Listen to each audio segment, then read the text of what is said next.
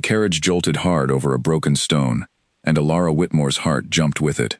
Rain hammered the roof like fists demanding entry, and through the fogged window she saw torches flare to life along a stone wall taller than any building she had ever known. She was late. She was supposed to arrive before sundown, dressed and composed, ready to meet the man she would marry. Instead, she was soaked from a wheel that had cracked twice on the muddy road, her trunk half open, her hair falling loose from its pins, and her stomach twisting with a fear she could not name. Her father's letter was still folded in her lap, the ink smudged from her own damp fingers. She had read it so many times the words no longer looked like words. Julian Ashcombe, second son of the Earl of Ashcombe. Charming, admired, spoken of in every drawing room from here to the capital. A man she had never met, chosen for her, not out of love, but out of necessity. Her father's shipping business was drowning in debt, and this marriage was the rope thrown to keep them from going under. She did not resent her father. She understood duty. But understanding did not stop her hands from shaking. The carriage lurched to a final stop, and the door was pulled open by a servant whose face was unreadable in the rain. Alara stepped down into mud that swallowed her shoe to the ankle, and she looked up at Ashcombe Manor for the first time. It rose out of the storm like something carved from the night itself, windows lit gold against black stone, and somewhere above her, a door opened and closed, with a sound like judgment. "You are late," a voice said, not unkind, not warm either. Simply flat, like a fact stated once and never repeated. She turned and found herself looking up at a man who filled the doorway without trying. He was tall, broad through the shoulders, dressed in dark clothes without a single ornament to soften them. His hair was black and damp at the edges as though he had stepped outside to watch for her carriage himself. His eyes were the color of storm clouds, and they studied her without the polite curiosity she had expected from a great house. There was no smile. There was barely an expression at all. "I am sorry," Alara said, her voice smaller than she intended. The road was flooded near the crossing, and a wheel. "You need not explain," he said, cutting her off, though not sharply. He simply did not require the explanation. "Come inside before you catch a fever." She followed him through the entrance hall, her wet shoes squeaking against polished stone, and she waited for him to introduce himself, to smile the way a man was supposed to smile when meeting his bride for the first time. He did neither. He simply walked ahead of her, his pace measured, his silence total, and Alara felt a chill that had nothing to do with the rain. "Forgive me," she said, hurrying to keep pace. "But are you Julian?" He stopped. For a moment he did not turn around, and Alara wondered if she had said something wrong. Then he looked back at her, and something flickered behind his eyes that she could not read. "No," he said. "I am Gideon, the Earl." The words landed strangely in her chest. She had not expected the Earl himself to greet her at the door. She had imagined an old man, gray and distant, ruling from some far wing of the house while his charming son handled matters of courtship. Instead, she found herself standing before a man who could not have been more than 30, whose silence filled the hall more completely than any conversation could have. "My apologies, my lord," she said quickly. "I did not mean to mistake you." "It is a common mistake," he said, and there was the smallest edge in his voice now, something old and tired. "Julian is not here." "Not here?" "He is in the city. He will return when it suits him." Gideon turned and continued walking, leaving Alara to hurry after him once more, her mind spinning. She had traveled 2 days through storm and mud to meet a man who had not even troubled himself to be present for her arrival. They reached a sitting room where a fire burned low, and Gideon gestured for her to sit near it without a word of comfort, without asking if she was cold or hungry or frightened out of her mind, which she was. A servant appeared moments later with tea, and Alara wrapped her hands around the warm cup gratefully, grateful for something to hold on to in a house that already felt like it might swallow her whole. Gideon stood near the window, his back half turned to her, watching the rain streak down the glass. The silence stretched long enough that Alara began to wonder if he had forgotten she was there at all. "My lord," she said carefully, "if I may ask, when will I be able to meet Julian properly?" "When he chooses to return," Gideon said, without turning. "My brother does not keep a schedule that bends to anyone's convenience, not even his own bride's." There was something in the way he said bride that made Alara's skin prickle, though she could not decide if it was disapproval or something else entirely. She sipped her tea and said nothing more, unwilling to press further into a silence that felt like a locked door. A woman entered then, older, with kind eyes and a bundle of keys at her waist that marked her as the housekeeper. She introduced herself as Mrs. Bramwell and fussed over Alara immediately, insisting she be taken to a warm room and given dry clothes before she caught her death. Alara rose gratefully, relieved to have an excuse to leave the strange, heavy quiet of the sitting room. At the door she paused and looked back at Gideon, who had not moved from the window. "Thank you for waiting for me, my lord," she said. "I know I was not easy to receive tonight." He turned then, just enough that she could see his profile against the firelight, and for a moment, his stern expression seemed to soften into something almost like surprise, as though no one had thanked him for anything in a very long time. "Rest well, Miss Whitmore," he said quietly. "Tomorrow will require more of you than tonight did." She did not understand what he meant by that, not yet. But as Mrs. Bramwell led her up a wide staircase lined with portraits of stern-faced ancestors, Alara felt the weight of his words settle into her like a stone dropped into still water. Something about this house, and the silent man who ruled it, was already more complicated than she had prepared herself for. Her room was large and cold despite the fire someone had clearly lit in preparation for her arrival. Mrs. Bramwell helped her out of her wet clothes and into a warm nightgown, chattering gently about the house, about the weather, about how the roads always flooded this time of year, and no one thought to fix them properly. Alara listened with half an ear, her mind still caught on the image of Gideon standing at the window, silent and unreadable, so unlike the charming son she had been promised. "Is the Earl always so quiet?" she asked, before she could stop herself. Mrs. Bramwell's hands paused for just a moment on the buttons of the nightgown. "He was not always so," she said carefully. "But that is a story for another day, miss. You should rest now." Alara wanted to press further, but exhaustion pulled at her limbs, and she allowed herself to be tucked into the large, unfamiliar bed. As Mrs. Bramwell blew out the candle and left the room, Alara lay staring at the dark ceiling, listening to the rain finally begin to soften outside.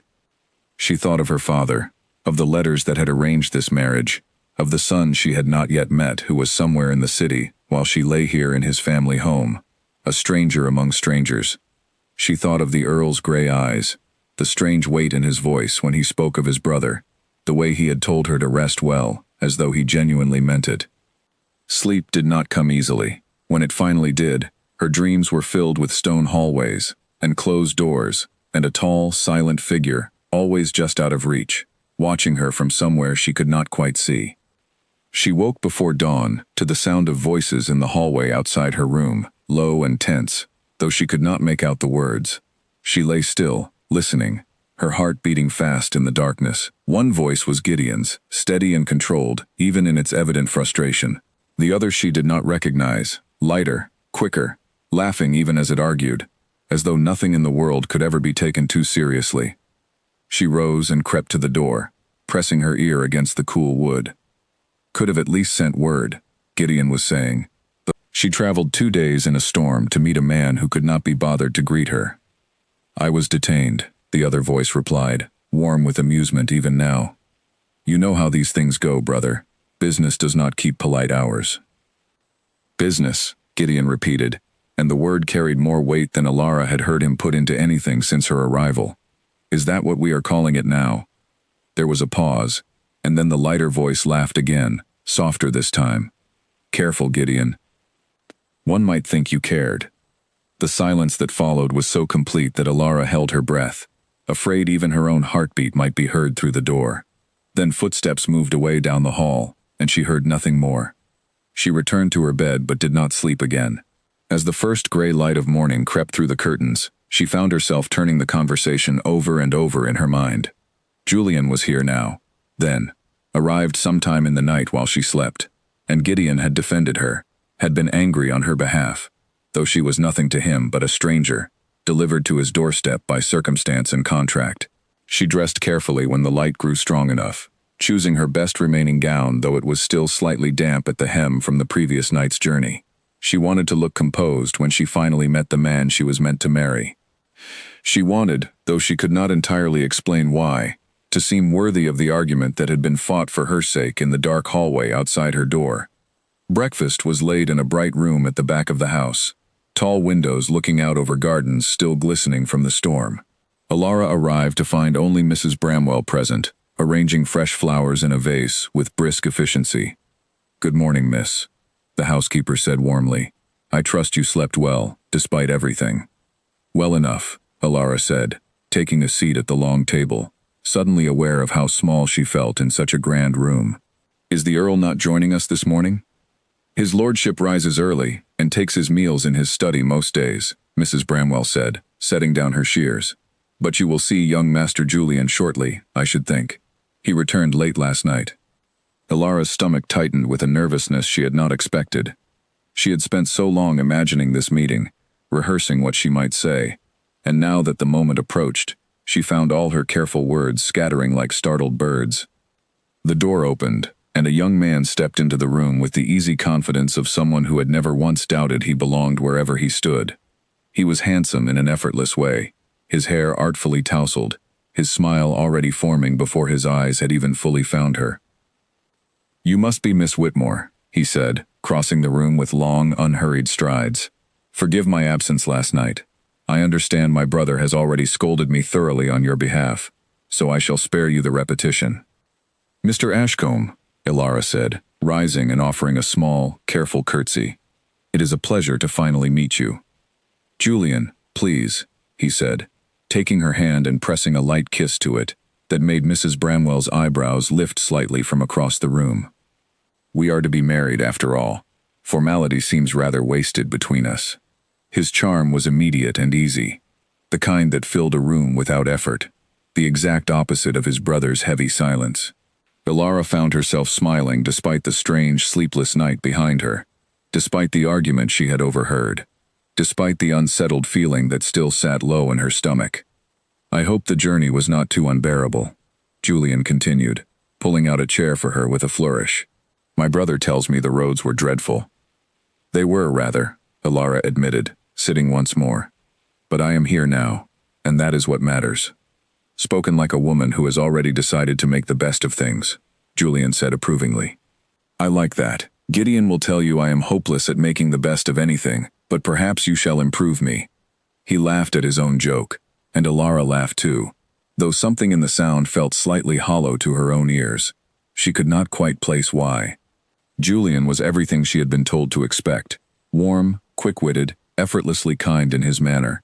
And yet as breakfast continued, and he filled the silence with easy stories about the city, about mutual acquaintances she had never met, about plans for the wedding that seemed to already be forming, fully formed in his mind, she found her thoughts drifting, unbidden, to the quiet man in the study down the hall. She wondered what Gideon was doing at that very moment, whether he ever ate breakfast alone by choice or by circumstance, whether the silence that surrounded him was a wall he had built or a cage he had been placed inside. "You are distracted," Julian observed, not unkindly, watching her with sudden attention. "Thinking of home, perhaps?" "Forgive me," Alara said quickly, pulling her attention back to him. "It has simply been a great deal to take in." "Of course," he said, his smile returning easily. "There is no rush, Miss Whitmore. We have all the time in the world to know one another properly."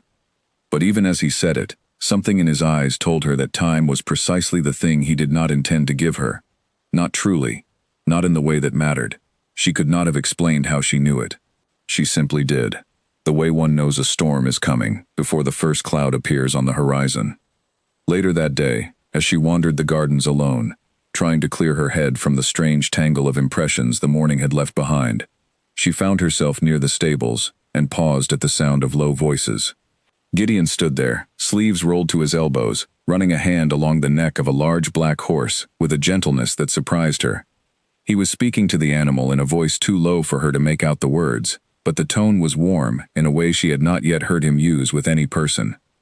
He noticed her before she could retreat, and for a moment their eyes met across the yard. Neither of them spoke.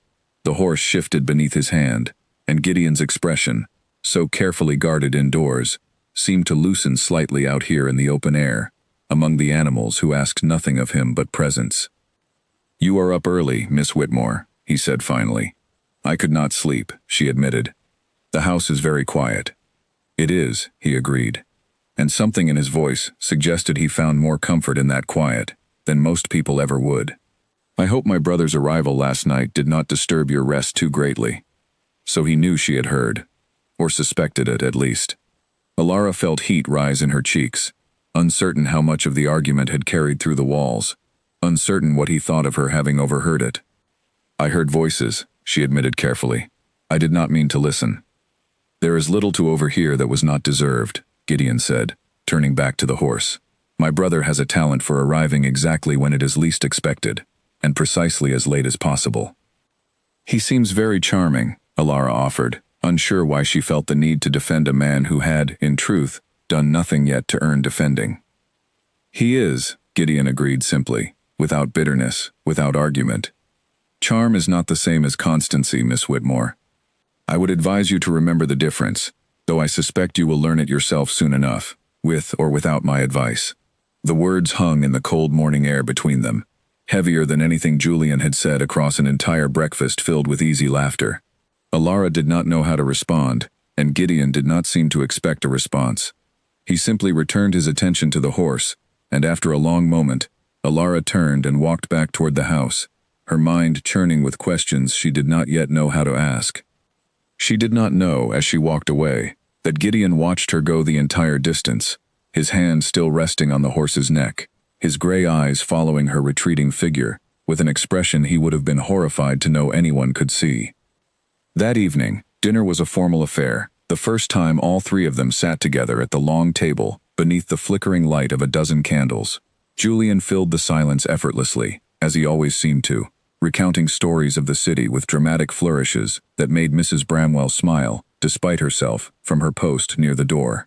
Gideon said little, as expected, though Alara found herself watching him more than she watched Julian, noting the small things, the way his jaw tightened whenever Julian mentioned money, the way his eyes flicked toward her whenever she laughed, as though checking whether her laughter was genuine or merely polite. "You are quiet tonight, brother," Julian said at last, turning his attention to Gideon with a teasing smile. "Even quieter than usual, if such a thing is possible." "I am listening," Gideon said simply. "To what? I have been the only one speaking for the better part of an hour." "Precisely," Gideon said, and something almost like humor flickered at the corner of his mouth, gone as quickly as it appeared.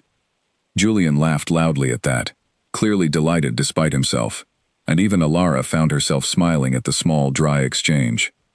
For just a moment, the tension that had followed her since her arrival seemed to ease, and the house felt less like a fortress of secrets and more like simply a home, strange and unfamiliar though it still was. But as the evening wore on and the candles burned lower, Alara caught Gideon watching her once more, his expression unreadable in the flickering light, and she felt again that same strange pull she could not name, the sense that beneath his silence lay something far more complicated than mere reserve, something that had nothing at all to do with the marriage she had been sent here to make, and everything to do with a choice that had not yet been spoken aloud, not by him, not by her, not by anyone in the house at all.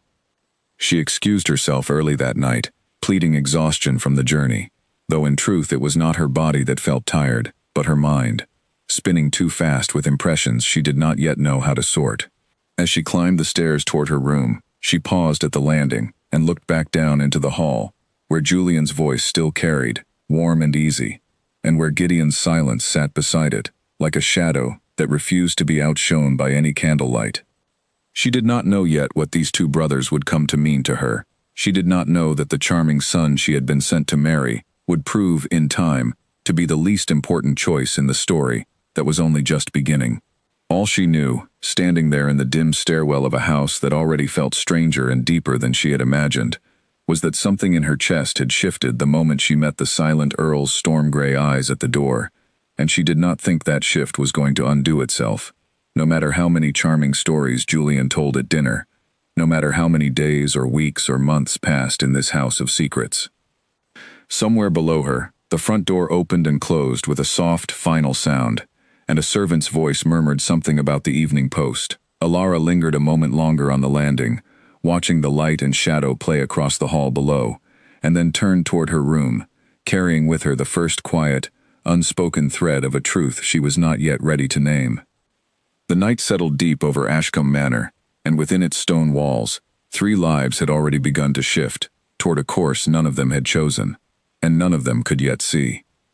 Alara woke to the sound of shouting from the courtyard below, sharp and urgent enough to pull her straight out of sleep.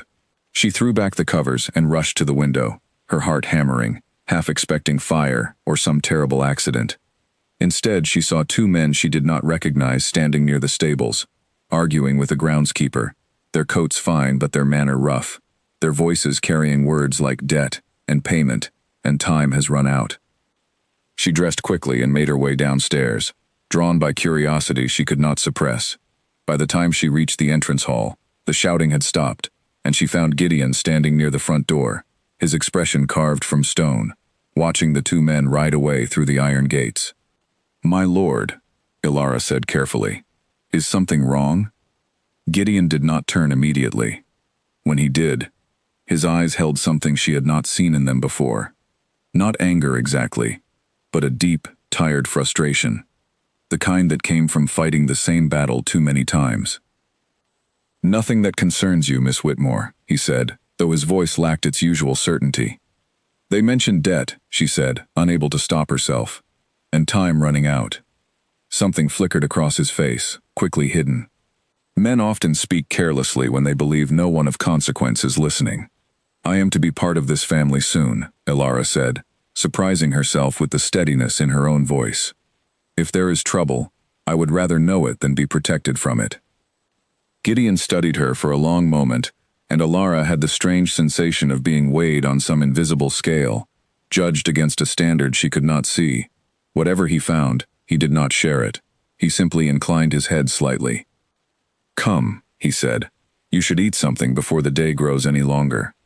He offered no explanation as they walked toward the breakfast room, and Alara did not press further, though the questions multiplied in her mind with every step.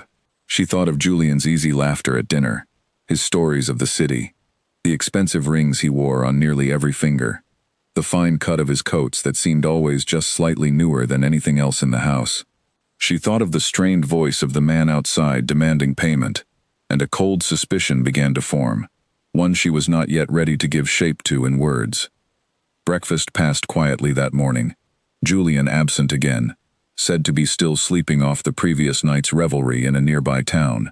Gideon ate in silence, as always, though Alara noticed he ate less than usual, his attention drifting often toward the window, toward the gate where the 2 strange men had ridden away. "You seem troubled, my lord," she said finally, unable to bear the heaviness in the room any longer.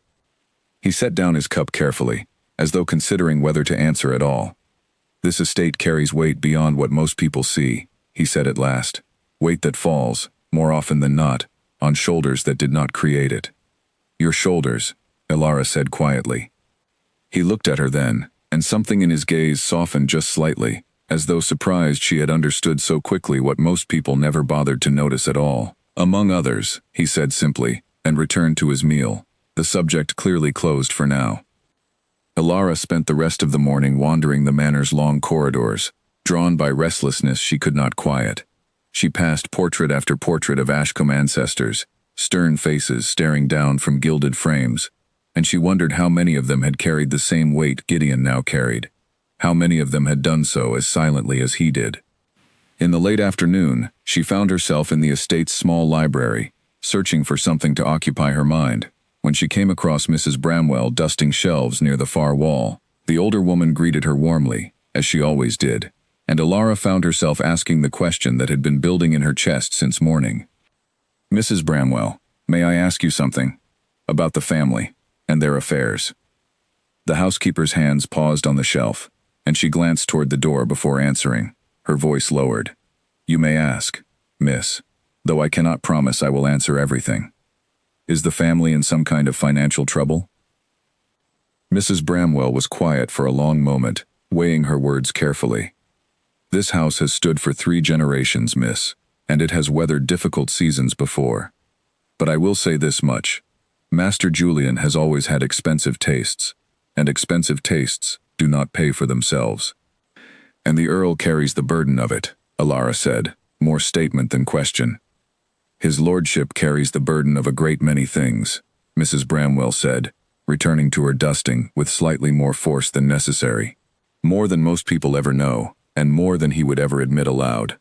Elara left the library with more questions than she had entered with, but one thing had become clearer than before. The marriage she had been sent here to make was not simply a matter of love or duty. There were currents running beneath this house, far deeper than she had first understood, and she was beginning to suspect that her own dowry, the very reason her father had arranged this match, was not entirely separate from the trouble that had ridden away through the iron gates that morning. That evening, Julian returned in high spirits, full of apologies and charm, sweeping into the sitting room with gifts he had brought from town. A fine shawl for Elara, a bottle of good wine for the table, small tokens meant to smooth over his absence. Elara accepted the shawl graciously, though she found herself watching him more carefully now, noting the way his easy laughter never quite reached the tension around his eyes, the way his charm seemed, for the first time, like something worn deliberately, rather than something simply felt. "You look thoughtful this evening," Julian said, settling into the chair beside her with practiced grace. "Has my brother been boring you with talk of accounts and ledgers again? He does love his ledgers." "We spoke very little of accounts," Elara said carefully, "though I did notice some visitors at the estate this morning. They seemed rather upset." Something flickered across Julian's face, gone almost before she could catch it, replaced quickly by his usual easy smile. "Tradesmen," he said dismissively. "Always some dispute or another over payment schedules. Gideon handles these things far too seriously, if you ask me. A little patience solves most problems." "They mentioned debt," Elara said, watching him closely now. Julian laughed, though the sound was slightly too bright, slightly too quick. "Every great estate carries some debt, Miss Whitmore. It is the nature of these things. You mustn't let it trouble your pretty head." The dismissiveness in his tone struck her more sharply than she expected, and she found herself, for the first time since her arrival, comparing the two brothers directly in her mind. Julian, who waved away her concerns with a smile designed to charm them out of existence, and Gideon, who had at least acknowledged the weight of what troubled him, even if he had not explained it fully. "I would rather understand the truth of my situation than be soothed with pleasant words," Elara said, more firmly than she intended. Julian's smile faltered, just slightly, and for a moment, something colder passed behind his eyes. "You are direct," he said, and it did not sound entirely like a compliment. "I had not expected that. Is that a fault in your estimation?" "No," he said, recovering his charm quickly, though something in his manner had shifted, grown slightly more guarded. "Merely unexpected. I find I rather like it, in fact." He reached for her hand, pressing it lightly, and Elara allowed the gesture, though something in her chest resisted it now in a way it had not the day before. Later that night, unable to sleep once more, Elara made her way quietly down to the library, hoping to find a book that might occupy her restless mind. The house was dark and silent, most of the candles extinguished for the evening, but a faint light spilled from beneath the study door near the end of the hall. Curiosity pulled her closer, and through the gap beneath the door she heard Gideon's voice, low and controlled, speaking with someone she could not identify. "Cannot continue covering his debts indefinitely," Gideon was saying. "The estate's reserves are not limitless, and I will not see this family's name dragged through further scandal to protect his indulgences." A second voice, older, gravelly, responded too quietly for Elara to make out the words. "The dowry was meant to secure the estate's future," Gideon continued, his voice tightening with something that sounded almost like anger, though carefully restrained. "Not to vanish into whatever debts my brother accumulates before the ink on the marriage contract is even dried." Elara's breath caught in her throat. She pressed closer to the door without meaning to, every word landing like a stone dropped into still water, spreading ripples of understanding she had not been prepared for. "She deserves better than to be used this way," Gideon said, and something in his voice, low and fierce, made Elara's heart stutter strangely in her chest. "Whatever arrangement was made, she is not merely a solution to Julian's carelessness." The older voice murmured something in response, and Gideon's reply was too quiet for her to catch entirely, though she thought she heard the word protect somewhere within it. Elara stepped back from the door slowly, her mind racing, her heart pounding with a confusion of feelings she could not fully untangle. She had come to this house believing herself the answer to her own family's troubles, a bride sent to secure a future through marriage to a charming man she barely knew. She had not imagined that her dowry might be the very thing keeping this entire family from collapse. Nor had she imagined that the silent Earl, the brother she had first mistaken for cold and distant, might be the one standing between her and being used entirely as a solution to someone else's carelessness. She returned to her room in a daze, sleep further from her now than it had been before, and lay awake long into the night turning over everything she had heard. The picture forming in her mind was far more complicated than the simple story she had been told before leaving her father's house. A story of a charming son waiting eagerly for his bride, of a marriage built on mutual benefit and growing affection. Instead, she found herself caught in the middle of something far more tangled, something involving debt and duty, and a silent man who, for reasons she did not yet understand, seemed determined to protect her from a truth no one else in the house seemed willing to speak aloud. The next morning brought gray skies, and a heaviness to the house that matched Ilara's own unsettled mood. She dressed carefully and made her way down to breakfast, resolved to say nothing of what she had overheard, though the knowledge sat in her chest like a stone she could not set down. Julian was present this time, cheerful as ever, discussing plans for a small gathering he wished to host in her honor, once the wedding date had been set. Ilara listened and nodded in the appropriate places, though her attention kept drifting toward Gideon, who sat at the head of the table eating in his usual silence, his eyes occasionally flicking toward her with an expression she could not quite name. "You are quiet again this morning, Miss Whitmore," Julian observed, reaching for another slice of bread. "I begin to wonder if my brother has cast some sort of spell over the household with all his silence.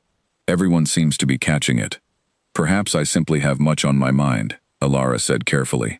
"There is a great deal to consider in preparing for a new life in a new home." "Nothing to trouble yourself over," Julian said breezily. "Once we are married, all of this will simply become your home, as easily as breathing." Ilara glanced at Gideon as Julian spoke, and for the briefest moment, their eyes met across the table. Something passed between them in that look, unspoken but unmistakable, an understanding that the ease Julian described was not nearly as simple as he made it sound, that beneath the polished surface of this family's life ran currents far more complicated than any wedding could smooth over with a single vow. Gideon looked away first, returning his attention to his plate, but Ilara found she could not stop thinking of the words she had heard through the study door the night before. "She deserves better than to be used this way." The sentence repeated itself in her mind throughout the morning, through every polite exchange with Julian, through every careful smile she offered to hide the questions gathering beneath her composed exterior. She did not yet know what to do with what she had learned. She did not know whether to confront Julian directly, whether to speak with her father, whether to trust the strange, quiet protectiveness she had glimpsed in Gideon's voice through a closed door. All she knew was that the marriage she had traveled here to make no longer seemed as simple as it had when she first stepped into her father's study to read the letter that changed the course of her life. As the day wore on, she found herself once more drawn toward the stables, where she knew she might find a few moments of quiet, away from Julian's constant charm and the watchful eyes of the household staff. She found Gideon there again, as she somehow suspected she might, brushing down the same black horse from before, with the same careful, gentle attention. "You are troubled," he said without turning, before she had even spoken a word. "How did you know I was here?" she asked, startled. "I did not," he admitted, glancing at her briefly. "But you have that look about you this morning. The look of someone carrying more than they know how to hold." Ilara hesitated, weighing whether to admit what she had overheard, whether such an admission would be a betrayal of trust, or simply an honest step toward understanding the truth of the situation she had been placed in. In the end, honesty won. "I heard you last night," she said quietly.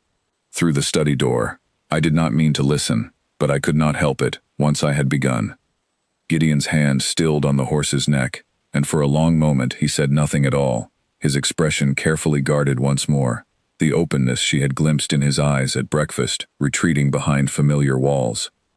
"Then you understand," he said finally, "more than perhaps you wish to. I understand that my dowry may be the only thing standing between this family and ruin," Ilara said, her voice steadier than she felt. "And I understand that you seem to believe I deserve to know that, even if my future husband does not think so." Gideon turned to face her fully then, his gray eyes searching her face with an intensity that made her breath catch. "You are not wrong," he said simply, "and I will not pretend otherwise to spare either of us the discomfort of the truth."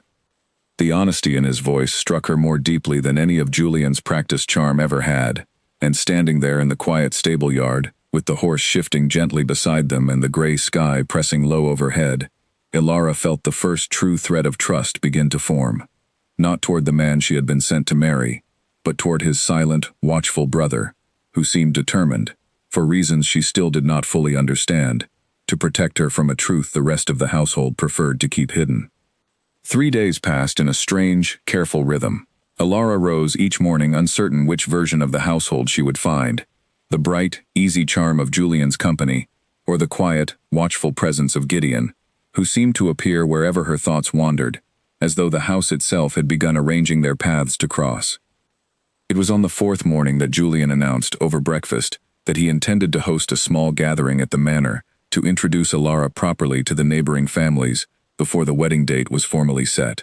"Nothing extravagant," he said, though the glint in his eyes suggested otherwise. "A dinner, some music, perhaps dancing if the mood strikes. It will be good for people to see you settled among us." "That sounds lovely," Ilara said, though a flicker of unease moved through her at the word settled, as though she were a piece of furniture being placed in its proper position, rather than a person with thoughts of her own. Gideon said nothing, though Ilara noticed the faint tightening at the corner of his jaw, the same expression he wore whenever Julian mentioned spending money on anything beyond necessity. "I shall need to send to town for proper decorations," Julian continued, already lost in his own enthusiasm. "And new wine, of course. The last shipment was hardly fit for guests of consequence."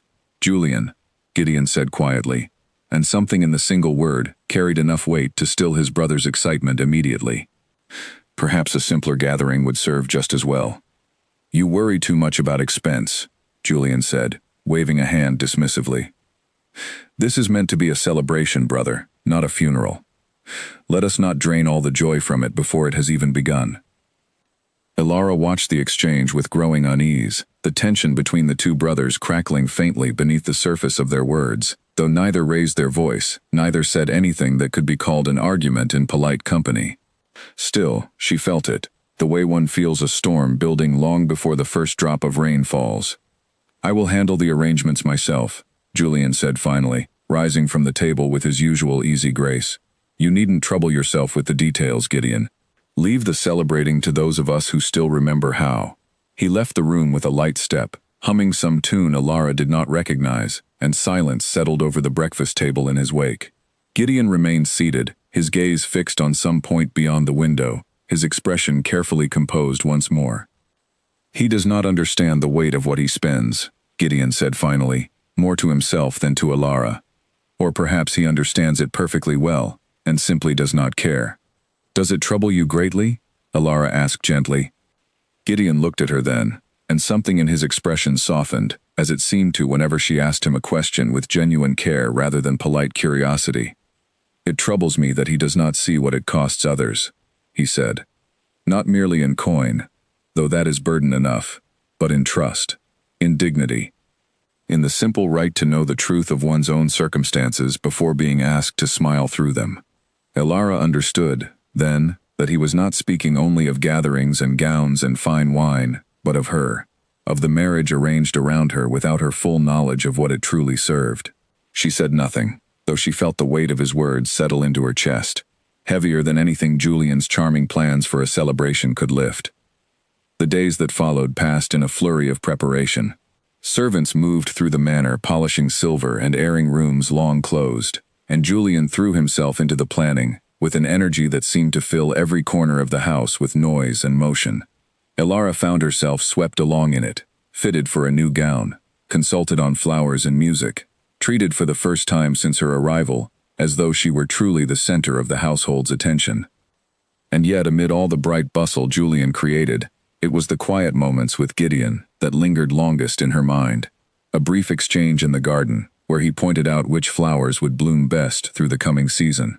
A shared silence in the library one evening, when she found him reading by the fire, and he did not ask her to leave, simply gestured to the chair across from his own, and returned to his book, content to let her presence fill the room, without demanding conversation to justify it.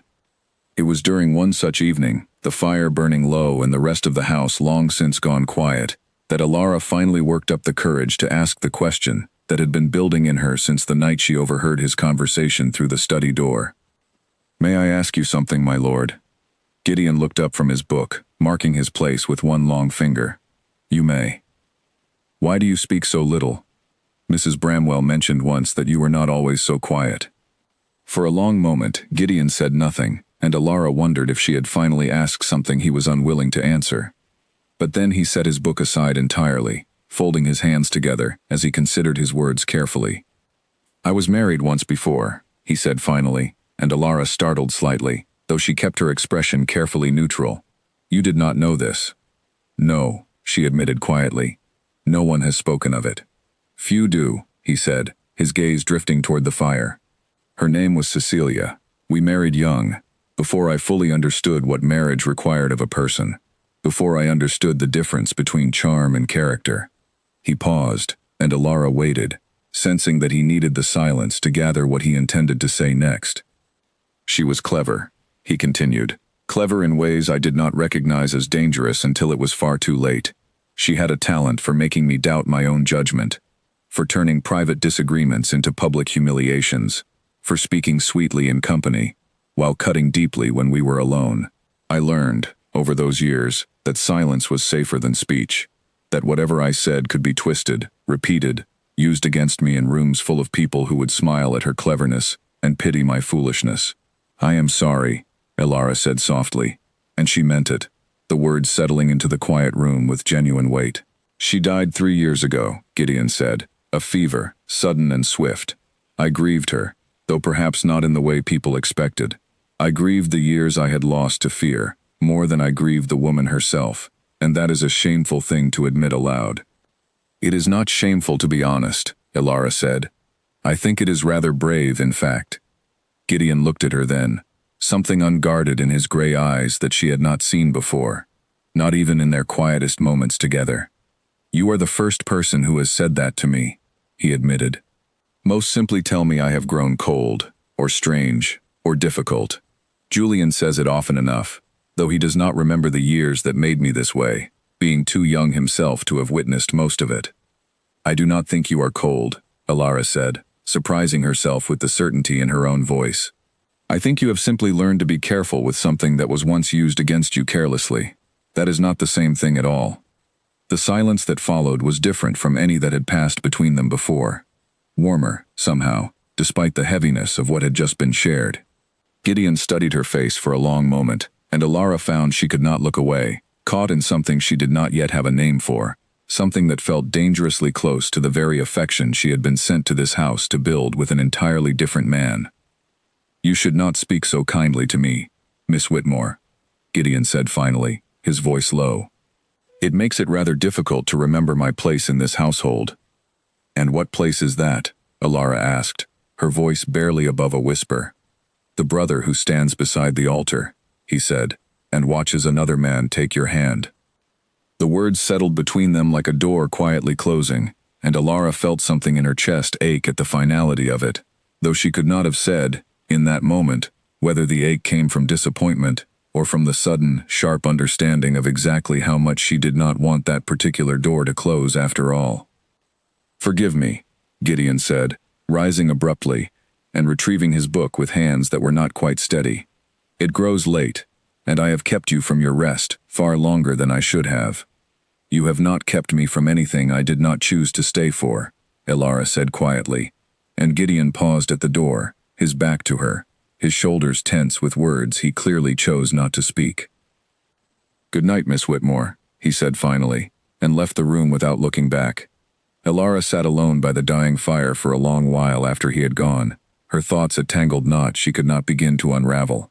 She had come to this house prepared to marry a charming stranger for the sake of her family's future, and instead she found herself sitting awake at night, her heart aching over a silent, wounded man who seemed determined to place himself firmly outside the boundaries of what he clearly wanted, for reasons of duty and honor that she was beginning to understand ran far deeper than simple propriety.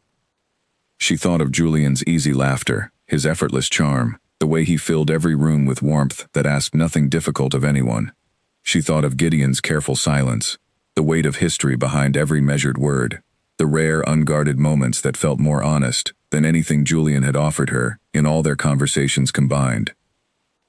She did not know, sitting there in the fading firelight, that the gathering Julian was so eagerly planning would bring with it revelations neither brother expected, revelations that would begin to unravel the careful arrangement of charm and duty that had brought her to this house in the first place. She did not know that the choice she was beginning to feel forming in her heart, quiet and unbidden, would soon be tested in ways far more difficult than a shared conversation by a dying fire.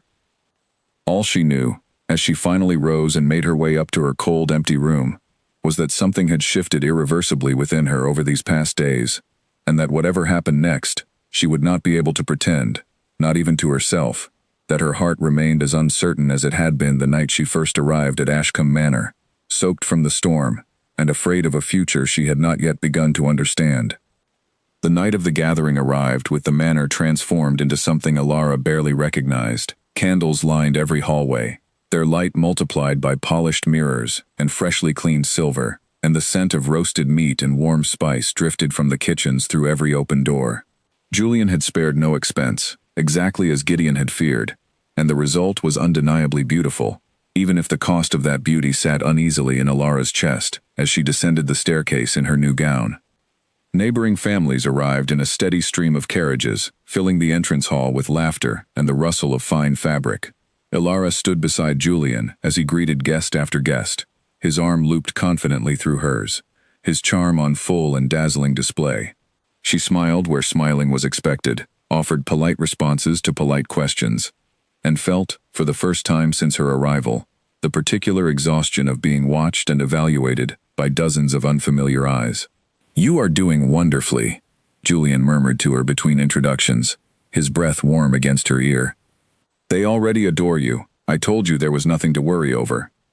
Alara offered a small smile in return, though her gaze drifted, almost against her will, toward the far side of the room, where Gideon stood near the tall windows, dressed in dark formal clothes that suited his quiet severity perfectly. He was not smiling, he rarely did in company, but his eyes found hers across the crowded room, and for a brief moment, something passed between them that had nothing to do with the polite performance surrounding them both. The evening moved forward in a blur of introductions, music, and the clink of fine glassware. Alara danced twice with Julian, his steps confident and practiced, his conversation light and entertaining as always. She found herself laughing genuinely at his jokes despite the tangle of uncertainty still knotted in her chest, and for a while, she allowed herself to simply enjoy the warmth of the evening, the beauty of the candlelit hall, the easy pleasure of being admired. It was during a brief pause in the dancing, while Julian was pulled aside by an old acquaintance eager to discuss horses, that Alara found herself standing alone near the refreshment table, and a voice she did not recognize spoke close beside her. "You must be the future countess," the woman said, her smile polite but her eyes sharp with curiosity. She was perhaps 10 years older than Alara, dressed in deep green silk, her tone carrying the particular edge of someone who enjoyed knowing things others did not. "I do hope you understand what you are marrying into, my dear." "I beg your pardon?" Alara said carefully. "Oh, nothing scandalous," the woman said, waving a gloved hand, as though brushing away the very concern she had just raised. "Only that young Julian has quite a reputation in certain circles. Gambling debts that would make your father's eyes water, I should think. It is rather common knowledge, though no one likes to say it plainly in front of family." Alara's stomach tightened, the woman's casual words landing with far more weight than their light tone suggested. "I am not certain what you mean," she said carefully, though her heart was already racing. "I only mean that it is fortunate you bring such a generous dowry," the woman continued, apparently oblivious, or perhaps entirely aware, of the discomfort her words were causing. "I hear it arrived just in time to settle rather a lot of trouble with certain gentlemen in the city. Though I suppose that is precisely what dowries are for, is it not? Solving problems." She smiled again, sipped her wine, and drifted away to another conversation, leaving Alara standing frozen beside the refreshment table, the noise of the party suddenly distant and muffled around her. She had suspected. She had overheard enough through closed doors to build a shape of the truth in her mind. but hearing it spoken so plainly, so carelessly, by a stranger who saw it as nothing more than idle gossip fit for a party, struck her with a force she had not been prepared for. She was not simply marrying a charming man to secure her family's future. She was the solution to his recklessness, a fact known well enough to be discussed over wine glasses by women she had never even met. She needed air. She slipped quietly from the hall, unnoticed in the crowd, and made her way out through a side door into the cool night, where the sound of music and laughter faded into a muffled hum behind her.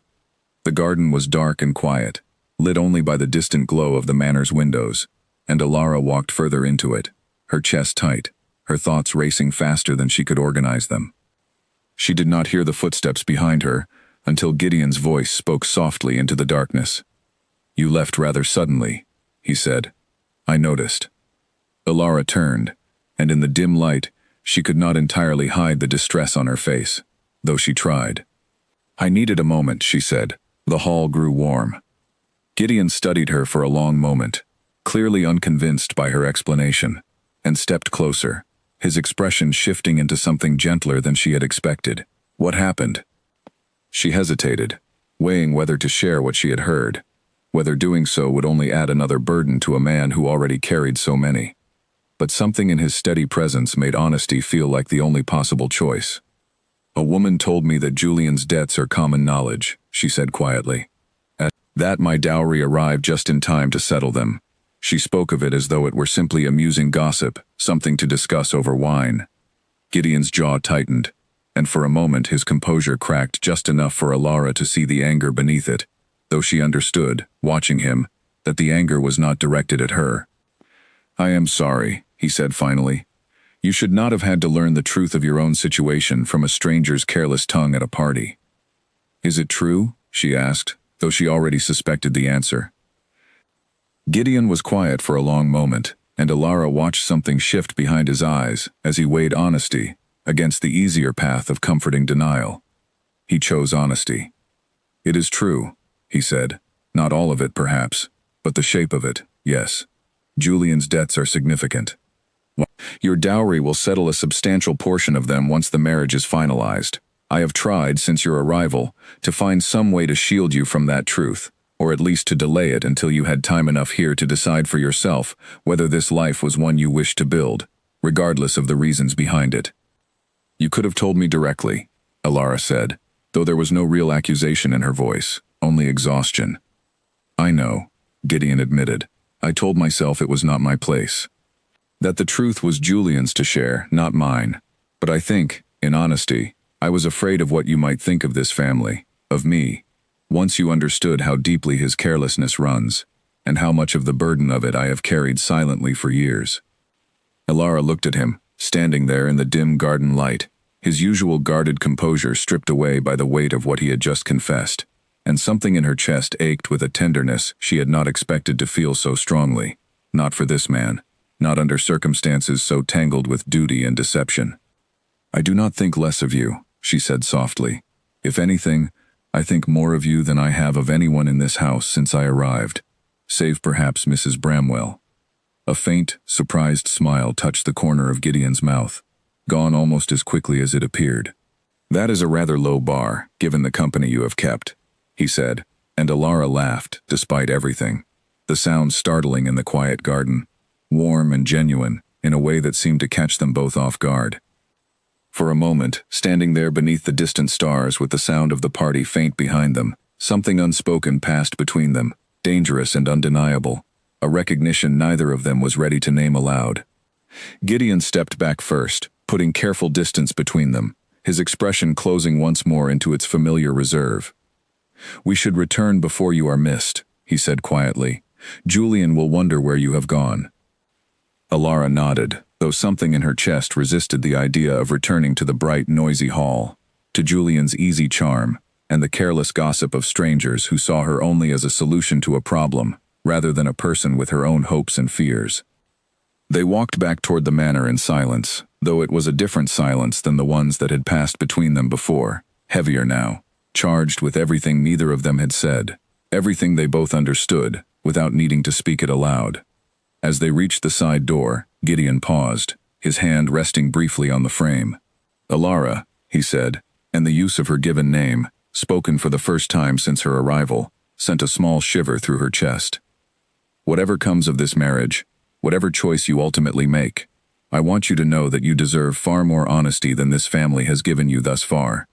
You deserve to choose your future, with full knowledge of what you are choosing, not simply what you have been told to believe. Thank you, she said quietly, meeting his eyes in the dim light, for telling me the truth, even when it was not easy. He nodded once, and then stepped back, allowing her to pass through the door first, back into the warmth and noise of the party, back into the world of charm and performance that suddenly felt far less comfortable than it had only an hour before. Julian found her almost immediately, his face lighting with relief and easy affection. "There you are," he said, pulling her gently back into the crowd of guests. "I was beginning to worry you had abandoned me entirely." "I only needed some air," Elara said, offering a smile that felt more practiced now than it had at the start of the evening. "Well, you are just in time," Julian said cheerfully. "They are about to announce the final dance, and I could not possibly let anyone else claim it." He swept her onto the floor as the music began, his steps as confident and easy as ever, and Elara moved with him through the familiar patterns of the dance, smiling where smiling was expected, laughing where laughter was appropriate. But her gaze drifted, more than once, toward the edge of the room, where Gideon stood once more near the tall windows, watching her with an expression he no longer bothered fully to hide, and Elara understood, with a certainty that settled deep into her bones, that the choice ahead of her was no longer as simple as the one she had traveled here believing she would make. 3 weeks passed, and with them came a change in the rhythm of the household that Elara could feel even before she could name it. Julian grew restless, disappearing more frequently to the city, under vague explanations of business and old friends, returning later each time, with a brightness in his eyes that seemed too sharp to be simple joy. Elara said nothing of her suspicions at first, though the memory of the woman's careless words at the gathering lingered constantly at the edges of her thoughts. It was a letter, arriving on an otherwise ordinary morning, that finally forced the truth into the open. Elara was in the small sitting room near the garden, reading quietly, when she heard raised voices coming from Gideon's study down the hall, sharper and more urgent than any argument she had yet overheard between the brothers. She rose instinctively, drawn by the same curiosity that had pulled her toward closed doors before, though this time she did not need to press her ear against the wood. The voices carried clearly enough on their own. "You promised me this would end once the marriage was settled," Gideon was saying, his voice carrying an edge Elara had never heard from him before, sharp and cold with barely restrained fury. "You promised me the debts were finished, that this was the last of it. I did not expect the tables to turn against me so quickly," Julian said, his usual easy charm entirely absent, replaced by something defensive and thin. "It is simply bad luck, Gideon. It happens to everyone." "It does not happen to everyone the way it happens to you," Gideon snapped. "This is not misfortune, Julian. This is a pattern. A pattern I have covered for since you were 19 years old, and I am done pretending it will simply resolve itself if I close my eyes to it long enough." "You needn't be so dramatic," Julian said, though his voice had lost much of its usual confidence. "The marriage will settle this final amount, and then I promise you, truly this time, I will." "You will what?"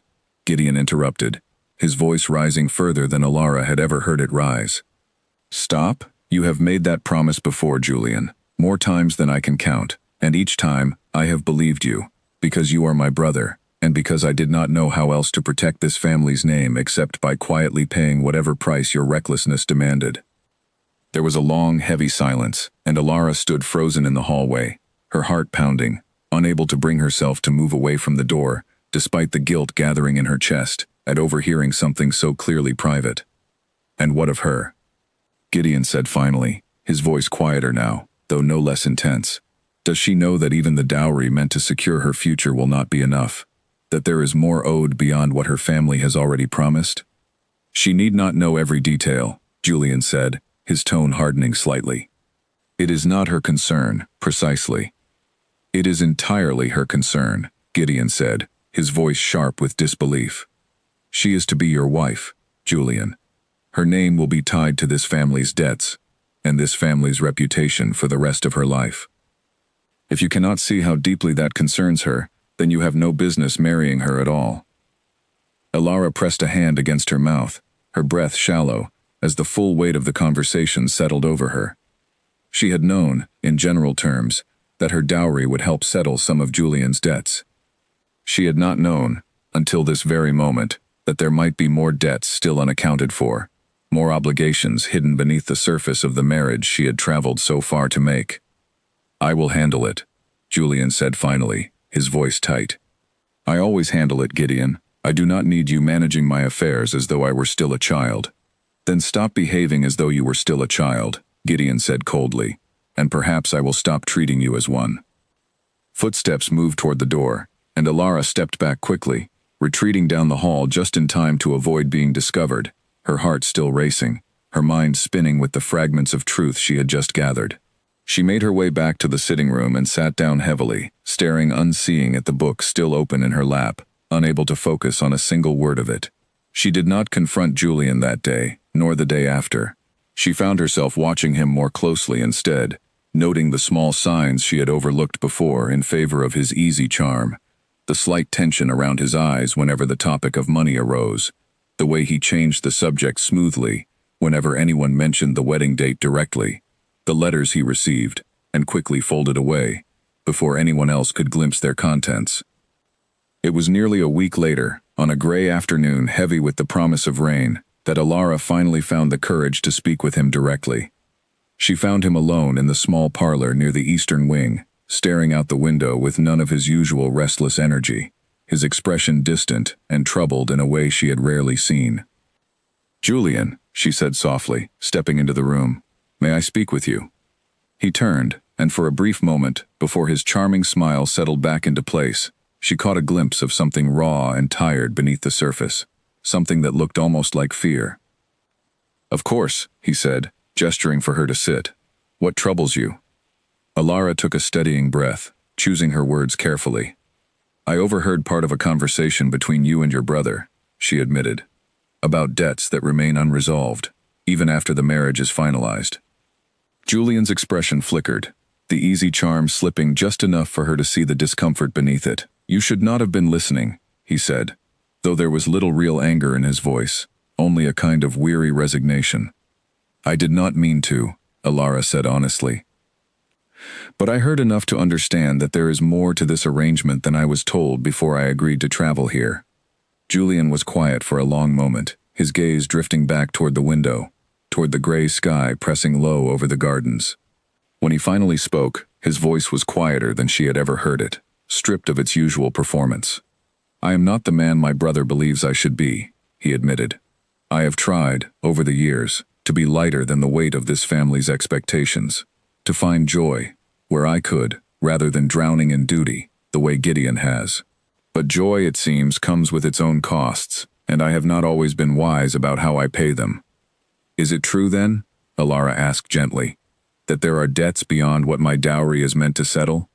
Julian hesitated, and in that hesitation, Alara found her answer more clearly than any words could have provided. "There is some truth to it," he admitted finally, "though I had hoped, truly hoped, that the marriage would give me the stability I need to finally set things right. I did not intend to deceive you, Alara. I simply did not know how to speak of it without losing whatever regard you might have begun to hold for me. I would rather know an uncomfortable truth than be protected by a comfortable lie," Alara said, echoing, without fully realizing it, the very words Gideon had once spoken to her in a different context entirely. Julian looked at her then, something shifting behind his eyes, and for a moment she thought she saw genuine regret there, genuine shame at the position his choices had placed her in. "You deserve someone steadier than I have proven myself to be," he said quietly. "I think in my heart I have known that since the moment you arrived, soaked from the storm, looking at me, as though I might be the answer to every uncertainty in your life. I did not come here searching for a fairy tale, Julian," Alara said softly. "Only for honesty and a chance to build something real, whatever form that ultimately takes." He nodded slowly, though the weight of unspoken things still hung heavy between them, and Alara left the parlor that afternoon with more clarity than she had entered it with, though not the kind of clarity that brought comfort.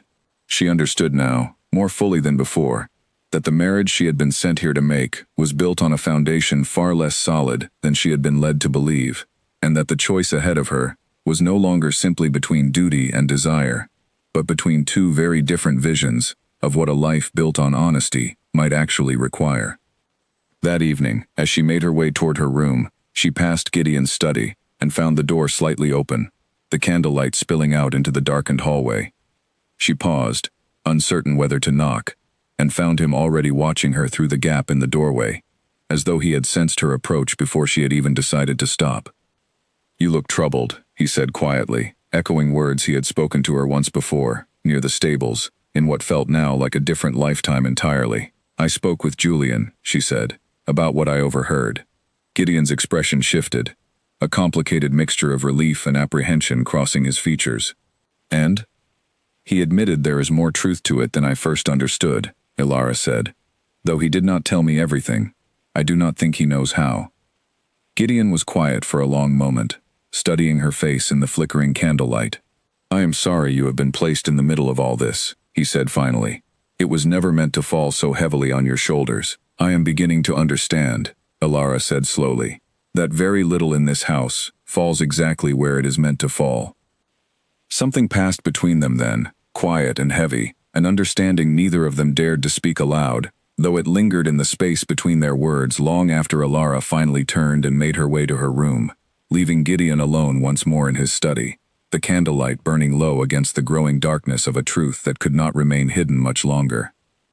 Rain returned to Ashcombe Manor that week, steady and gray, the kind that settled over the countryside for days without pause. Ilara found herself spending long hours in the library, the fire crackling softly against the chill, and it was there, on a quiet afternoon while the household moved slowly through the dim light of the storm, that Mrs. Bramwell finally chose to tell her the fuller truth of Gideon's past.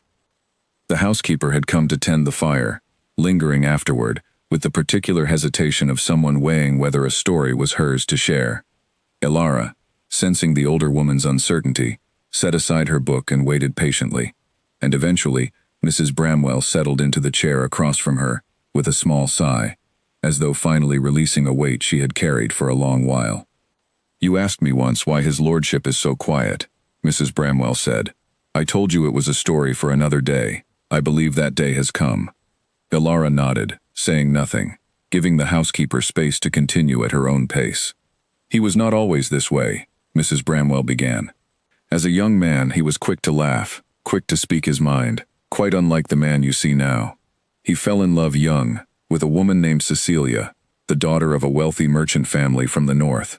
She was beautiful, clever, charming in company, and his lordship adored her completely. He mentioned her to me," Ilara said softly. "A little." Mrs. Bramwell nodded, unsurprised. "Then perhaps he told you she was clever. What he may not have told you is how that cleverness was used against him, year after year, until he no longer trusted his own voice." "What do you mean?" "She had a gift for turning private disagreements into public spectacles," Mrs. Bramwell said, her voice growing quieter, more careful. "If he expressed frustration in private, she would repeat it to guests at dinner the very same evening, twisted just enough to make him seem cruel or unreasonable, while she herself appeared endlessly patient and wounded.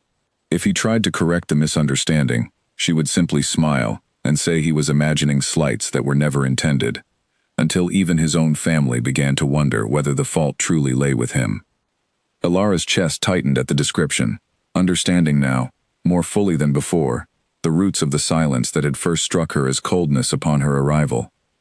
"He grew quieter with each passing year," Mrs. Bramwell continued. "Learned to keep his thoughts locked away, rather than risk having them turned against him in front of others. By the time she passed, sudden and unexpected as it was, I believe some part of him had already stopped speaking freely, long before her illness ever took hold." "That is a terrible thing to endure," Ilara said softly.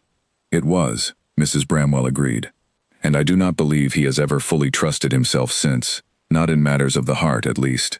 He manages the estate with a steady hand, cares for this household more faithfully than anyone gives him credit for, and yet he holds himself apart from anything that might require him to risk his heart again." Ilara sat with the story for a long moment, the rain still falling steadily beyond the tall library windows, and something in her chest ached with a tenderness she had not expected to feel so keenly, for a man she had known only a matter of weeks. "Why are you telling me this now?" she asked finally. Mrs. Bramwell studied her with a knowing look, the kind that suggested she had seen more than she had let on in the quiet weeks since Alara's arrival. "Because I have watched you these past weeks, miss," she said gently, "and I have watched him. I think you already understand more than you are willing to admit, even to yourself." Alara did not answer immediately, her thoughts too tangled to form into words, but the housekeeper's gentle observation settled deep into her chest, impossible to dismiss. That evening, the storm intensified, thunder rolling low over the hills and rain lashing hard against the windows. Julian had left for the city that morning, despite the worsening weather, insisting he had urgent business that could not wait, and Alara found herself alone in the manor, with only Gideon, Mrs. Bramwell, and the small household staff for company. She sought out the library once more after supper, unable to settle her restless mind, and found Gideon already there, seated near the fire, with a book he did not appear to be truly reading, his gaze fixed instead on the storm raging beyond the windows. "You should not be out in this weather," he said without looking up as she entered, though his tone carried no real reprimand. "I am not out in it," Alara said, settling into the chair across from him, merely watching it from somewhere warm. A faint smile touched his mouth, gone as quickly as it appeared. "A wise choice. My brother apparently disagrees, given his insistence on traveling in the middle of it." "Are you worried for him?" Alara asked. "Always," Gideon admitted quietly, though I have long since learned that worry does little to change his choices. They sat in comfortable silence for a while, the fire crackling softly, the storm providing its own steady rhythm beyond the glass. Alara found herself studying Gideon's profile in the firelight, thinking of everything Mrs. Bramwell had shared that afternoon, understanding now the weight behind every careful word he offered, every guarded silence he maintained. "Mrs. Bramwell told me about Cecilia," she said finally, gently, watching for his reaction. Gideon's shoulders tensed slightly, though he did not seem entirely surprised. "I suspected she might, eventually," he said. "She has always believed I carry too much silently." "I am sorry," Alara said, "for everything she put you through." "It was a long time ago," Gideon said, though his voice suggested the wound had not fully healed, regardless of how many years had passed since it was first inflicted. "It explains a great deal," Alara said softly, "about why you are so careful with your words. Why silence feels safer to you than speech." Gideon looked at her then, something raw and unguarded passing across his features. "You are the first person in a very long time who has not simply asked me to speak more, as though the solution to years of learned caution were merely a matter of trying harder," he said. "You seem to understand, instead, why the silence exists in the first place. I think silence, chosen carefully, can say more than careless words ever could," Alara said. "I have learned that lesson rather quickly since arriving here." A long moment passed between them, charged with something neither of them named aloud, and then the storm outside cracked loudly with a burst of thunder that shook the windows in their frames. Alara startled slightly, and without quite thinking, Gideon reached across the small distance between their chairs and took her hand, steadying her, though the gesture lingered far longer than the moment required. Neither of them pulled away. "Alara," Gideon said quietly, his voice low and careful, as though testing whether the words were safe to speak aloud at all. "I know I have no right to say what I am about to say. You are meant to marry my brother. I have told myself countless times over these past weeks that whatever I feel is inappropriate, unwelcome, a betrayal of everything I owe to this family and to him." Ilara's heart pounded, her hand still held gently in his. "And yet," she whispered. "And yet I find I cannot stop thinking of you," he admitted, his voice barely above the sound of the rain. "Cannot stop watching for you in every room I enter. Cannot stop comparing every silence in this house to the particular quality of the silence I feel when you are near me, which is nothing at all like loneliness, and everything like peace." Ilara's breath caught, tears gathering unexpectedly at the corners of her eyes, though she could not have said whether they came from sorrow or something far more complicated and hopeful than sorrow ever could be. "I have felt something similar," she admitted softly. "Since the very first night, when you waited for me at the door despite the storm, despite my lateness, despite everything that should have made that moment simply forgettable. I did not expect to feel anything at all toward the silent Earl who greeted me so sternly. And yet here I am." Gideon's hand tightened gently around hers, and for a long moment, neither of them spoke, the fire crackling softly beside them, the storm raging on beyond the glass, the weight of everything unspoken, finally, carefully, beginning to find its way into the open air between them. "This is not a simple thing," Gideon said finally, his voice heavy with the complications neither of them could ignore. "You are promised to my brother. Whatever grows between us now threatens to shatter far more than simply my own peace of mind." "I know," Ilara said softly. "But I would rather face a difficult truth honestly than continue building a life on a foundation neither of us fully believes in." Gideon studied her for a long moment, and something in his gray eyes shifted, resolve gathering slowly beneath the careful restraint he had maintained for so many years. "Then we must decide, carefully and honestly, what comes next," he said quietly. "Not tonight, perhaps, but soon." Ilara nodded, and though neither of them spoke further of what had passed between them, the quiet understanding remained, warm and undeniable, long after the fire had burned low, and the storm had finally begun to ease into a gentler rain outside the library windows. Julian returned from the city 2 days later than expected, his manner carrying a brittleness beneath its usual charm that Ilara noticed immediately. He arrived at midday, unshaven and travel-worn, and requested that the household staff prepare a private meal for himself and Ilara that evening, insisting he had important matters to discuss. Ilara approached the dinner with a heavy heart, the memory of the storm-lit conversation with Gideon still warm in her chest, though tangled now with guilt over what it might mean for the man she had traveled here to marry. She dressed carefully, her thoughts a storm of their own, and made her way to the small dining room where Julian waited, a bottle of wine already opened on the table between them. "You look lovely tonight," Julian said as she entered, rising to pull out her chair with his usual practiced grace, though something in his smile seemed thinner than before. "Thank you," Ilara said, settling into her seat, watching him carefully. "You mentioned important matters." Julian poured wine for them both before answering, his hands not quite as steady as she remembered them being in earlier weeks. "I have decided," he said finally, "that we should move the wedding forward. Within the month, rather than waiting until autumn as originally planned." Ilara's stomach dropped. "So soon? Why the sudden change?" "Does it matter?" Julian said, a flash of something sharp crossing his expression before he smoothed it away with a smile that no longer felt entirely genuine. "We are engaged. There is little reason to delay further." "There is reason enough, if the delay allows us both to be certain of our choice," Ilara said carefully, watching him closely now, noting the tension around his eyes, the way his hand tightened slightly around his wine glass. "I am certain," Julian said quickly, too quickly. "Are you not?" Ilara hesitated, and in that hesitation, something shifted behind Julian's eyes, understanding, dawning with a speed that surprised her. "It is Gideon, isn't it?" he said quietly, and it was not entirely a question.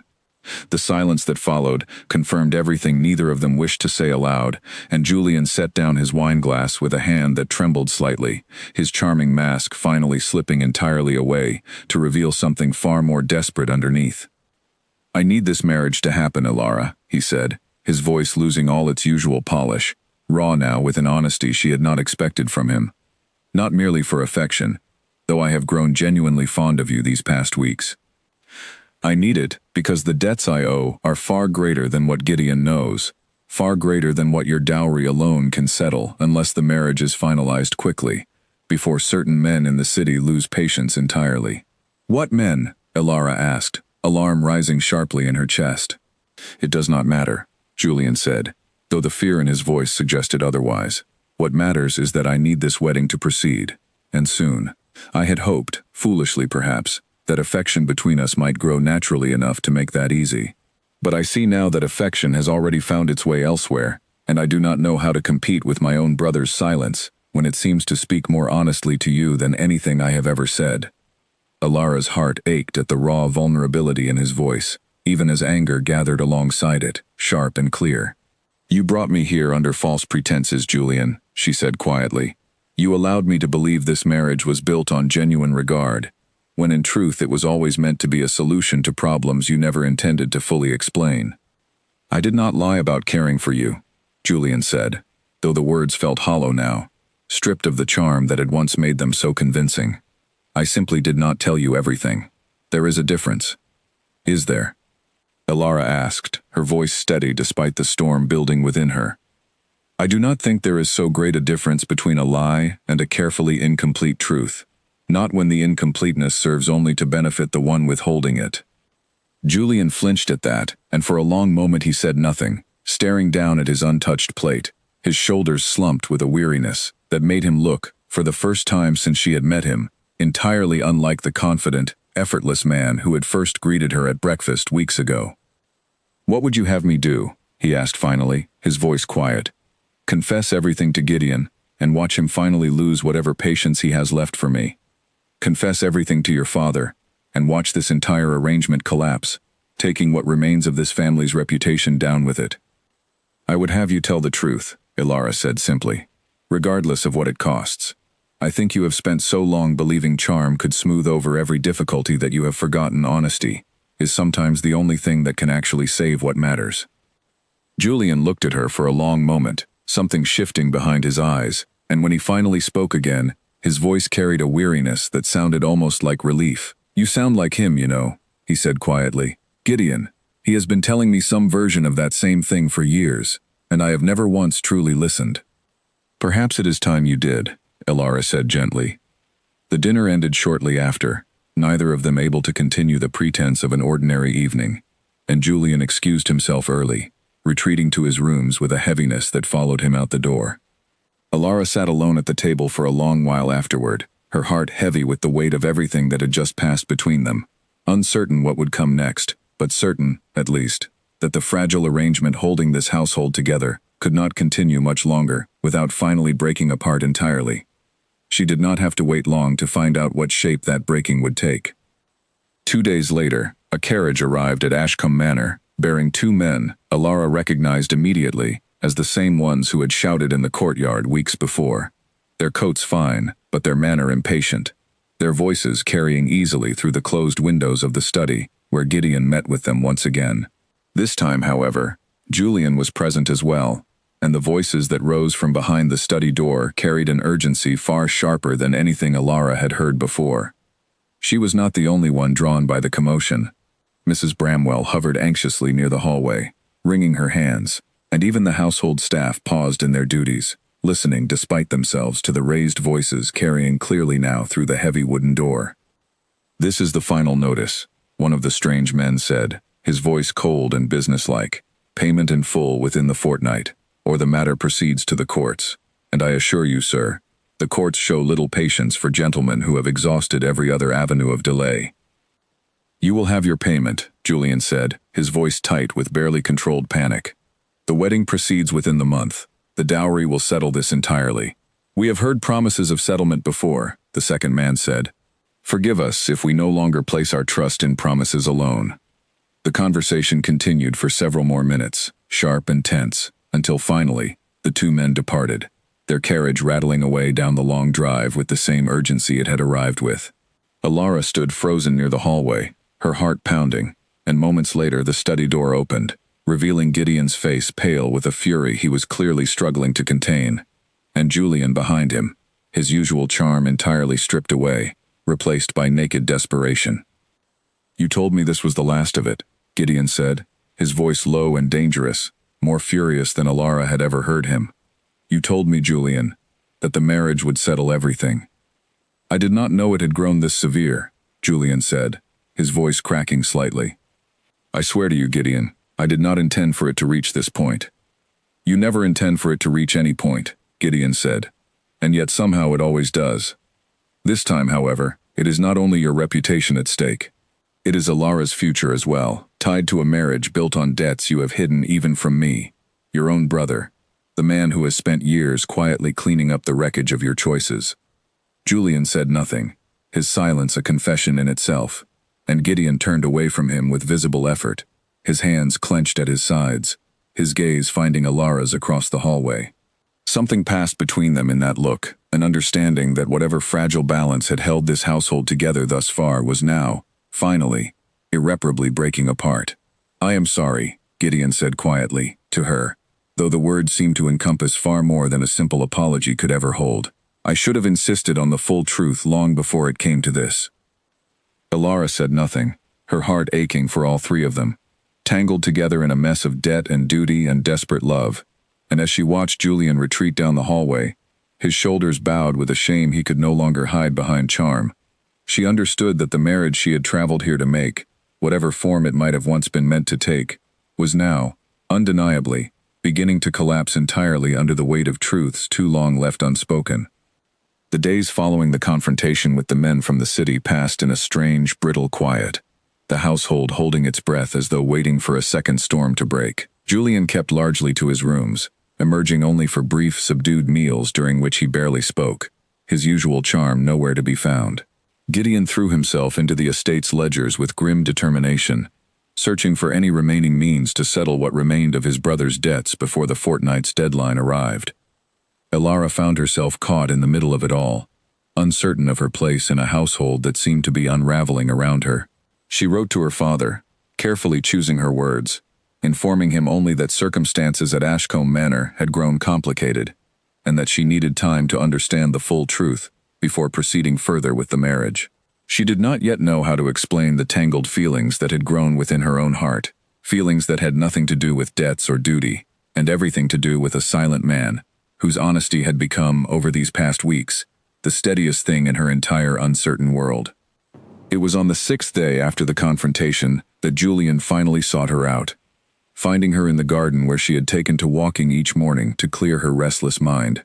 He looked older somehow, the boyish charm that had once defined him, now replaced by a weariness that made him seem, for the first time, genuinely vulnerable. "May I speak with you?" he asked quietly, and Elara nodded, gesturing to the bench beside the rose bushes where she had been sitting. He sat down carefully, staring out at the garden for a long moment before finally speaking. "I have made a decision," he said. "I intend to release you from our engagement." Elara turned to look at him, surprised despite everything that had happened. "Julian, let me finish," he said gently, holding up a hand. "I have spent these past days thinking of nothing but our conversation and of everything Gideon has said to me over the years, and I have finally come to understand something I should have understood long ago. I do not deserve to bind you to a life built on debts and desperation, dressed up as affection. You deserve honesty and steadiness, and someone who chooses you for exactly who you are, rather than for what your dowry can settle." "What will you do?" Elara asked softly, genuine concern coloring her voice despite everything. "I do not fully know yet," Julian admitted. "I intend to speak with the men from the city directly, to negotiate what terms I can on my own, without hiding behind Gideon's protection or your dowry any longer. It will not be easy. I suspect it will cost me a great deal, perhaps even this estate's remaining reputation in certain circles. But I find I would rather face that honestly than continue building my life on foundations I know to be false." Elara studied him for a long moment, seeing genuine change in the man before her, a hard-won maturity that had not existed in the charming, careless figure who had first greeted her at breakfast weeks ago. "I am proud of you, Julian," she said softly, "for choosing honesty, even when it is difficult." He offered a small, rueful smile. "I learned it from watching you these past weeks," he admitted, "and from watching how differently my brother has always chosen to live, even when it cost him far more than charm ever would have." They sat together in comfortable silence for a while longer, the tension between them finally easing into something like genuine friendship, freed at last from the weight of an engagement neither of them had truly wanted in their hearts. "Elara," Julian said finally, as she rose to leave, "I hope, whatever comes of this, that you will find happiness. I think, in truth, I have known for some time now where that happiness is likely to be found, and it is not with me." Elara felt tears gather unexpectedly at his words, gentle and generous, despite everything he had lost in speaking them. "Thank you, Julian," she said softly, "for your honesty, at last."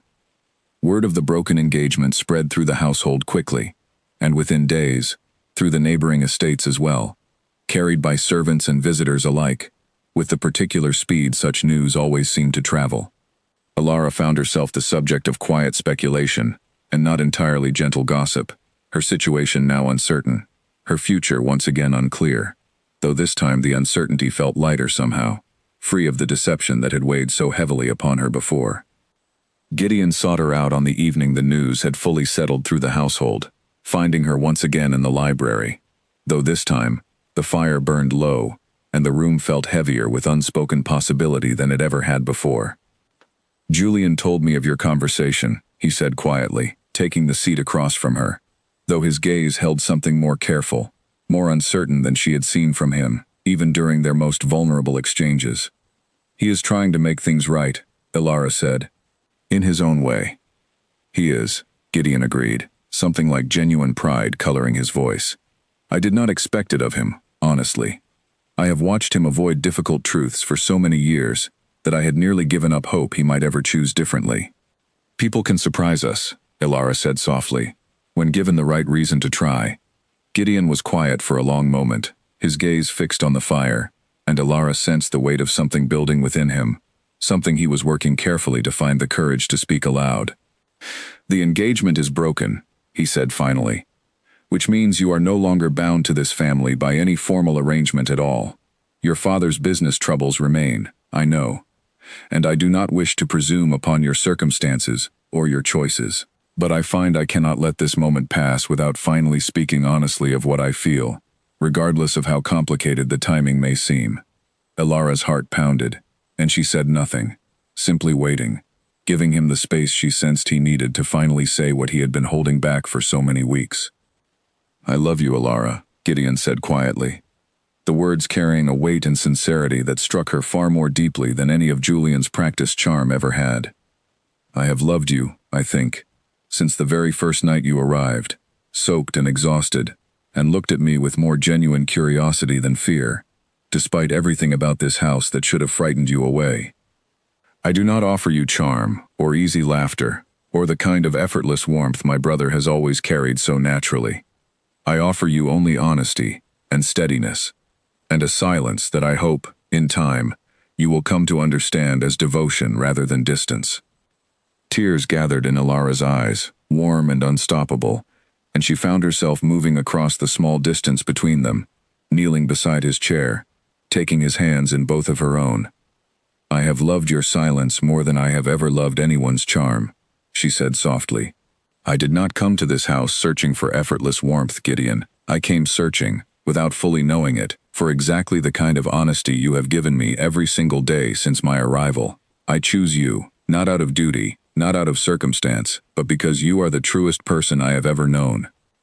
Gideon's composure, so carefully maintained through years of learned caution, finally broke entirely, and he pulled her gently into an embrace that carried within it every unspoken word of the past weeks, every guarded silence finally given voice through touch instead. They remained there a long while, the fire burning low beside them, the weight of secrets and debts and broken engagements finally settling into something that felt, for the first time in this entire tangled story, undeniably and simply right. News of Gideon's intentions spread through the household with the same speed as the broken engagement had before it, and within days, the neighboring estates buzzed with fresh speculation, some scandalized, some quietly delighted, at the sudden shift from one Ashcombe brother to the other. Elara bore the whispers with a steadiness that surprised even herself, understanding now that whatever judgment strangers passed mattered far less than the honesty she had finally found within these walls. Her father's response arrived within a fortnight, the letter carrying more warmth than she had expected, though laced with the particular anxiety of a man whose family's fortunes still hung in delicate balance. He wrote that he trusted her judgment, that he had heard enough of Gideon's reputation for steadiness and honor to feel reassured, but that the practical matter of the dowry and the business debts it was meant to settle still required careful handling, given the change in circumstances. Gideon addressed the matter directly, traveling to meet with Elara's father personally, rather than relying solely on correspondence, a gesture that spoke louder than any letter could have, of the seriousness with which he approached this new arrangement. He returned from the journey with the practical matters settled, the dowry redirected appropriately, her father's business secured through terms Gideon had negotiated with the same careful, steady honesty that defined everything he did. Julian, for his part, had thrown himself into the difficult work of settling his own debts directly, negotiating painful but honest terms with the men from the city, selling off several personal possessions of considerable value, and taking on, for the first time in his adult life, genuine responsibility for the consequences of his choices. It was not an easy transformation, and there were setbacks along the way, moments of old temptation and old carelessness that threatened to pull him backward. But Alara watched, with genuine admiration, as he slowly built something more solid within himself, supported now by a brother who no longer carried the burden of his mistakes silently, but instead offered honest guidance alongside honest consequence. The relationship between the two brothers, so long strained by years of hidden resentment and silent sacrifice, began to shift as well. Julian sought out Gideon's company more often now, not to charm or deflect, but to genuinely learn from the steadiness his brother had always carried. And Gideon, in turn, found himself speaking more freely, more openly, no longer burdened by the singular weight of managing every difficult truth alone. Alara watched this transformation unfold around her with quiet gratitude, understanding that the storm which had once threatened to tear this family apart had, in the end, forged something stronger between all three of them than the careful arrangement of duty and charm ever could have built on its own. It was on a bright morning some weeks later, the garden finally blooming fully into the warmth of a new season, that Gideon found her once more among the roses, his manner carrying a nervous energy she had rarely seen from him before. "You seem troubled," she said gently, echoing words that had passed between them so many times before, though this time her tone carried more affection than concern. "Not troubled," Gideon said, though his hands were not quite steady as he reached into his coat pocket. "Merely uncertain of my own words, which I understand must sound strange, coming from a man who has learned to choose his silences so carefully." Alara smiled, watching him with growing anticipation as he knelt before her among the blooming roses, drawing out a small ring that caught the morning light. "I have spent most of my life believing that silence was the safest choice I could make," he said, his voice steady despite the visible nervousness in his hands. "That speaking too freely only invited pain, that the safest love was the love that asked nothing and risked nothing. You have taught me, over these past months, that the truest love asks everything, and that the risk is worth every uncertain word it requires." "Gideon," Alara said softly, tears already gathering in her eyes. "Alara Whitmore," he continued, his voice carrying a warmth she had never heard from him before. "Will you marry me? Not out of duty, not out of circumstance, but because I have never known a truth so certain as the love I carry for you?" "Yes," Alara said, laughing through her tears as she pulled him up from the ground and into an embrace that carried within it every quiet moment, every careful honesty, every hard-won understanding that had brought them both to exactly this point. Yes, 1,000 times yes. The wedding preparations that followed carried none of the frantic, expensive extravagance Julian had once planned for his own engagement. Instead, Gideon and Alara chose something quieter, more intimate, reflecting the honest simplicity that had defined their love from its earliest, most uncertain beginnings. Mrs. Bramwell oversaw the arrangements with visible joy, often remarking to anyone who would listen that she had never seen his lordship smile so freely, so often, in all the years she had served this family. Julian, remarkably, proved instrumental in the planning, throwing himself into the details with a genuine enthusiasm that had nothing to do with impressing neighbors or displaying wealth, but everything to do with genuine happiness for the brother and the friend who had both, in their own ways, saved him from the worst consequences of his own carelessness. "You know," Julian said to Alara one afternoon, as they walked together through the gardens discussing final arrangements, "I used to think charm was the only currency worth having in this world. That if I could simply make people laugh, make them like me, everything else would sort itself out eventually." "And now?" Alara asked gently. "Now I understand that charm without honesty is simply a beautiful lie," Julian said, "and that the people worth keeping in one's life are the ones who choose truth even when it costs them something. My brother taught me that lesson far better than I ever gave him credit for, and I suspect you have taught it to him just as thoroughly in return." Alara smiled, linking her arm through his as they continued their walk. "We have all taught each other a great deal these past months, I think," she said. "That we have," Julian agreed, and for the first time since she had known him, his easy smile carried within it something entirely genuine, unclouded by desperation or hidden debt, simply the warm affection of a man who had finally found solid ground beneath his feet. As the wedding day approached, Elara found herself standing often at the tall windows of the library, where she and Gideon had first spoken so honestly of the past that shaped him, watching the gardens bloom fuller with each passing day, thinking of the storm-soaked night when she had first arrived at these gates, frightened and uncertain, believing her future had already been decided by others, long before she had any say in the matter. She understood now, standing in that quiet library with the sun streaming warm through the windows, that the future she had truly been meant to find had never belonged to the charming son she was sent to marry, but to the silent Earl who had waited for her at the door that very first night, offering nothing but honesty in a house full of careful performance, and who had, in the months that followed, taught her that true love required not the easy warmth of practiced charm, but the far braver, far steadier warmth of choosing truth again and again, even when silence would have been so much easier.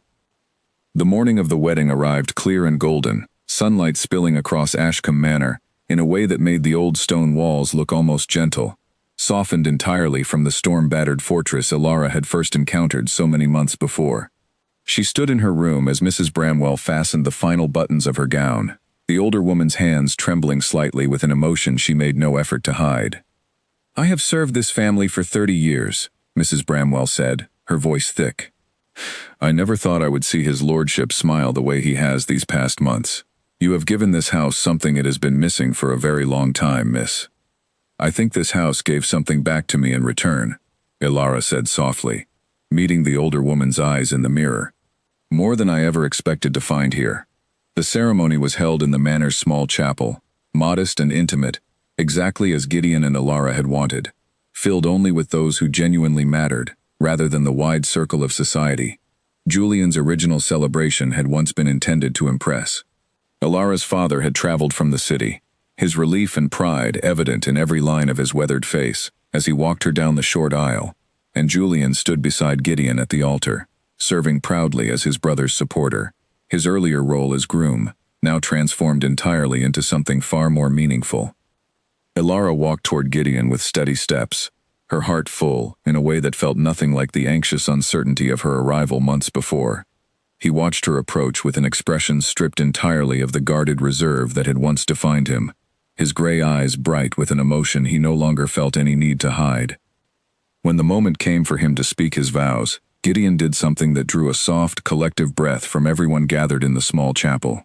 Rather than the brief, traditional words expected of him, he paused, looked directly into Elara's eyes, and spoke with a clarity and warmth that silenced every whisper in the room. "I spent years believing that silence was the only safe language I had left," he said, his voice steady and carrying easily through the small chapel. "You taught me that silence, chosen out of love, is not the same as silence born of fear, and that the truest words are worth speaking aloud, regardless of how long it takes to find the courage. I promise you, Elara, that I will spend the rest of my life choosing honesty with you, in whatever form that honesty takes, whether spoken freely or held quietly in the steady presence I hope to always offer you."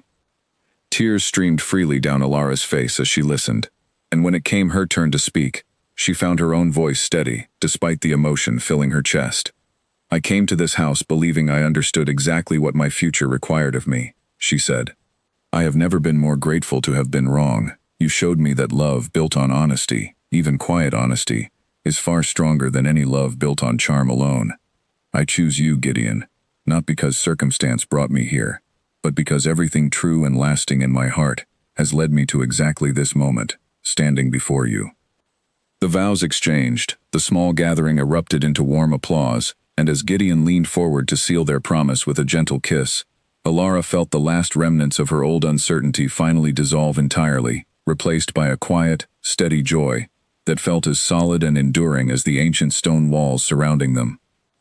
The celebration that followed was modest by the standards of the grand gathering Julian had once planned, but it carried a warmth that no amount of expensive decoration could have manufactured. Julian raised his glass during the small toast that followed the ceremony, his voice carrying genuine emotion rather than practiced charm. "To my brother," he said, "who taught me more about honesty and steadiness than I ever gave him credit for learning myself, and to Elara, who saw past both our flaws to find exactly what she was always meant to find in this family. I could not be happier to have lost a bride, and gained, in her place, the truest friend and finest sister I could ever have hoped for." Laughter and warm applause followed his words, and Alara found herself embracing him warmly, grateful beyond measure for the man he had become through the difficult months behind them, and for the genuine friendship that had grown between them, despite everything that might have made such friendship impossible. As the afternoon stretched into a golden evening, Alara found a quiet moment away from the gathered guests, slipping out to the garden where so much of her story with Gideon had unfolded. The stable yard where she first glimpsed his gentleness, the roses where he had finally spoken his love aloud, the quiet paths where countless careful conversations had slowly built the foundation of everything that now felt so unshakably solid. Gideon found her there, as he so often had before, and settled beside her on the same bench where he had once knelt to offer his ring among the blooming roses. "Any regrets, Countess?" he asked softly, using her new title for what she realized was the very first time, the words settling warmly between them in the fading evening light. "Only one," Alara said, smiling as she leaned against his shoulder. "That I ever mistook your silence for coldness, even for a single moment, on that very first stormy night." "You were not entirely wrong to mistake it," Gideon said gently, wrapping his arm around her. "I was cold, in many ways, before you arrived. You are the one who taught this house, and this heart, how to grow warm again." They sat together as the sun set fully behind the hills, the manor's windows glowing gold against the deepening evening, and Alara thought back to that first terrified night, soaked and uncertain, standing before a silent stranger she had believed to be the very man she was destined to marry. She had been wrong about which brother would become her husband, but she understood now, with a certainty that settled deep and unshakable into her heart, that she had never once been wrong about where her true happiness would ultimately be found.